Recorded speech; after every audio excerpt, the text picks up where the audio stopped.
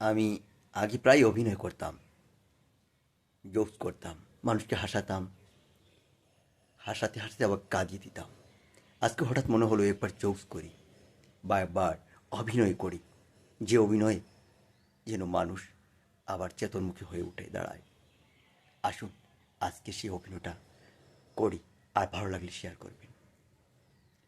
আমি একটা ছোট্ট চারা গাছ লাগিয়েছি। অনেক জল দিতে দিতে গাছটা পরিবর্ধন করেছি।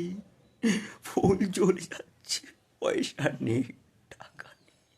কোথা থেকে এনে সেই গাছটাকে পরিবর্ধন করব? কিন্তু জানেন, আমার ভালোবাসা একটি গাছের প্রতি, একটি ভালোবাসা আমার প্রতিদিন গড়ে ওঠে একটি গাছের। একবার একটি গাছ না দেখলে আমার মনে শান্তি আসে না। যখন গাছটা দেখি অনেক কিছু ফিরে পেয়ে যাই। ভালোবাসা কত গড়েছিলাম, কত হারিয়ে গেছে। আমার ছোট্ট গাছ আমি লাগিয়েছি, কবে ফুল ফুটবে আমি জানি না।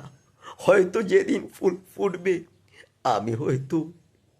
আমি পৃথিবীতে থাকবো না, আমি অনেক দূরে চলে যাব। শুধু থাকবে হয়তো আমার এক রাস ভালোবাসা, আসবে সংস্পৃক্ত হওয়া। আর কিছু হয়তো নাও থাকতে পারে। ভালোবাসার যেমন আশায় তেমন কাদায় আমার ছোট্ট একটি গাছ লাগানো হয়েছে। শুধু ফুল ফুটবে কিনা জানি না, হয়তো চিরে ধ্বংস হয়ে যাবে।